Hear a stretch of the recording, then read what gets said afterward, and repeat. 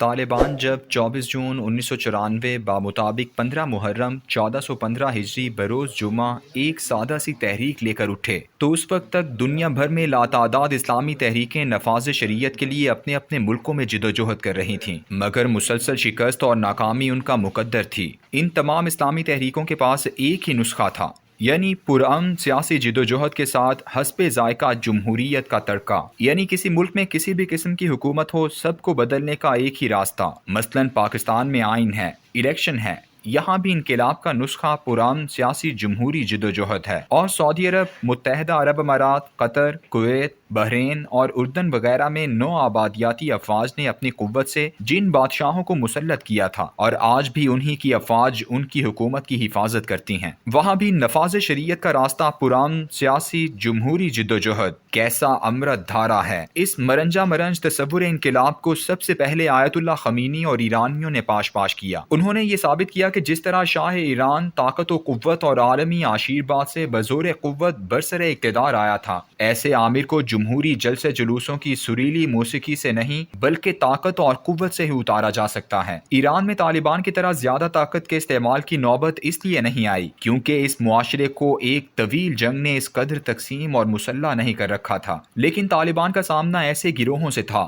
جن کو مسلح بھی کیا گیا تھا اور پھر اپنے مذموم مقاصد کے لیے مسلسل استعمال بھی کیا جا رہا تھا۔ طالبان کے سامنے اب وہی ایک راستہ تھا جو منہج نبوی تھا، یعنی کسی ایک علاقے سے طاغوت کا خاتمہ کر کے وہاں شریعت محمدی کا مکمل نفاذ کرتے ہوئے ایک ایسا مثالی معاشرہ قائم کیا جائے جس کی خوشبو سے اطراف کے لوگ جوک در جوک اس کا حصہ بنتے چلے جائیں۔ طالبان کو وار لارڈز میں بکھرا ہوا افغانستان ملا، جس پر نہ کوئی منظم فوج حکمران تھی اور نہ ہی کوئی فعال سیاسی حکومت تھی۔ ان کا مقابلہ جتھوں سے ہوا اور انہوں نے شاندار طریقے سے کم خون بہاتے ہوئے پورے افغانستان پر 1996 میں ایک شرعی نظام کا نفاذ کر کے دکھا دیا۔ یہی وہ نظام تھا جس کے خلاف پوری دنیا میں طالبان فوبیا کا آغاز ہوا۔ اسلامو فوبیا تو 9/11 کے بعد آیا، لیکن طالبان فوبیا کے خلاف ایسا بدترین پروپیگنڈا کیا گیا کہ پاکستان میں بیٹھے ہوئے عالم دین بھی یہ کہتے پھرتے کہ ہمیں طالبان والا اسلام نہیں چاہیے۔ طالبان کو جو 5% افغانستان میں موجود شمالی اتحاد سے مسلسل لڑایا گیا، وہ بھی ان کے لیے خیر کا باعث بنا۔ ایک تو وہ مسلسل حالت جہاد میں رہے اور دوسرا ان میں سے کوئی ایک بھی گروہ ایسا پیدا نہ ہو سکا جو یہ کہتا کہ افغانستان کے پڑوسی ممالک میں بھی ہمیں شریعت نافذ کرنی چاہیے۔ یہ وہ غلطی تھی جو آیت اللہ خمینی کے ایران نے کی، اور پوری امت میں ایک ایسا شیعہ سنی اختلاف پیدا ہوا کہ جو لاتعداد جانیں لے گیا، اور آج بھی درجن بھر ممالک اس کی آگ میں سلگ رہے ہیں۔ طالبان کو عالمی جکڑ بندیوں کا اندازہ تھا، انہیں معلوم تھا کہ یہ جو قومی ریاستوں کی مقدس لکیریں ہیں، انہیں عالمی برادری کبھی عبور نہیں کرنے دے گی۔ یہی بات اس وقت علامہ اقبال رحمۃ اللہ علیہ کے پیش نظر بھی تھی جب وہ دو قومی نظریہ پیش کر رہے تھے۔ اقبال رحمۃ اللہ علیہ نے علاقائی نظریہ قومیت و وطنیت کے خلاف ہونے کے باوجود صرف ہندوستان کی سرحدوں کے اندر مقیم مسلمانوں کے لیے ہی ایک آزاد اسلامی وطن کا نقشہ پیش کیا۔ طالبان بھی اگر اپنی حکومت کے دوران عالمی خلافت کا قیام اور دنیا بھر میں شریعت کے نفاذ جیسے نعروں کی راہ پر چل پڑتے تو عالمی طاقتوں کے ساتھ 57 اسلامی ملکوں کی افواج مشترکہ طور پر ان پر چڑھ دوڑتیں اور انہیں کچل کر رکھ دیا جاتا۔ طاغوت سے لڑنے، آزادی حاصل کرنے اور عالمی طاقتوں کو شکست دینے کے لیے بھی طالبان کی حکمت عملی اور ماڈل دنیا بھر میں حصول آزادی اور نفاذ شریعت کی تحریکوں کے لیے آج مشعل راہ بن چکا ہے۔ 11 ستمبر 2001 کے بعد دو ملک براہ راست محکوم بنائے گئے، ایک عراق اور دوسرا افغانستان، جبکہ دو مسلمان خطے گزشتہ 70 سال سے آزادی کی جدوجہد کرتے چلے آ رہے ہیں، ایک کشمیر اور دوسرا فلسطین۔ مسلم امہ میں لڑنے کے دو طریقہ کار موجود ہیں، ایک حزب تحریر اور دوسرا القاعدہ، جبکہ قومی سطح پر آزادی اور نفاذ شریعت کی لاتعداد تحریکیں چل رہی تھیں۔ حزب التحریر ریاست کے قیام سے پہلے ہتھیار اٹھانا نہیں مانتی، لیکن دو قومی ریاستوں کو توڑ کر ایک مرکزی خلافت کی قائل ہے، جبکہ القاعدہ ریاستی سرحدوں سے ماورا طاغوت اور عالمی طاقتوں سے مسلسل جہاد کی قائل ہے۔ حزب التحریر کے پاس ایک ریاستی حکومتی نقشہ موجود ہے، جبکہ القاعدہ نے ابھی تک ایسی کسی حکومت کا کوئی خاکہ تیار نہیں کیا۔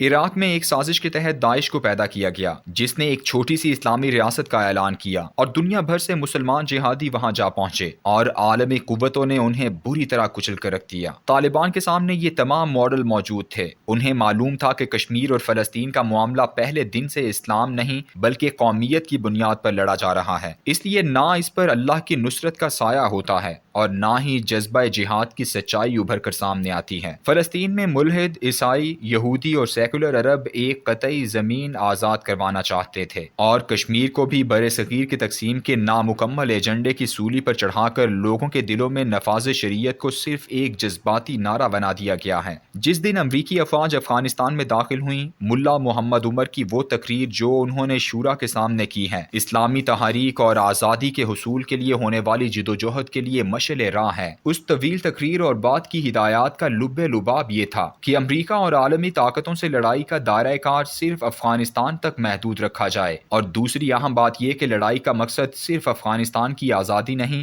بلکہ شریعت کا نفاذ ہوگا۔ ہمیں ایسا آزاد افغانستان نہیں چاہیے جس میں شریعت نہ ہو، ہمیں امن اور خوشحالی صرف شریعت کے زیر سایہ چاہیے۔ یہی وجہ ہے کہ طالبان نے خلافت کی جگہ امارات کا نام استعمال کیا۔ یہ وہ دو رہنما اصول تھے جنہوں نے طالبان کی تحریک کو خالصتاً جہاد اور سنت رسول صلی اللہ علیہ وآلہ وسلم کے تابع کر دیا، جبکہ اس کے برعکس عراق میں جدوجہد عراقی قومیت، کرد قومیت اور مسلکی بالادستی کے گرد گھومتی رہی، اور آج وہاں 14 لاکھ انسانوں کو مروانے کے باوجود عراق امریکہ کا محکوم ہے، جبکہ افغانستان میں دونوں جانب صرف 2,41,000 نفوس کی قربانی، جن میں 60,000 پاکستانی بھی شامل ہیں، کے بعد طالبان ماڈل نے عالمی طاقتوں کو ذلت آمیز شکست بھی دی۔ اب پورے ملک میں شریعت کے نفاذ کی جانب گامزن بھی ہیں اور 85% حصے پر مکمل کنٹرول حاصل کر چکے ہیں۔ طالبان کا یہ انقلابی طریقہ کار سوڈان سے ملیشیا تک ہر اس مسلمان حکمران کی نیندیں حرام کرنے کے لیے کافی ہے جو غیر ملکی افواج کے بلبوتے پر بادشاہ بنا بیٹھا ہے یا ملکی افواج کے آسرے پر ڈکٹیٹر۔ عرب ممالک میں اخوان المسلمون سے لے کر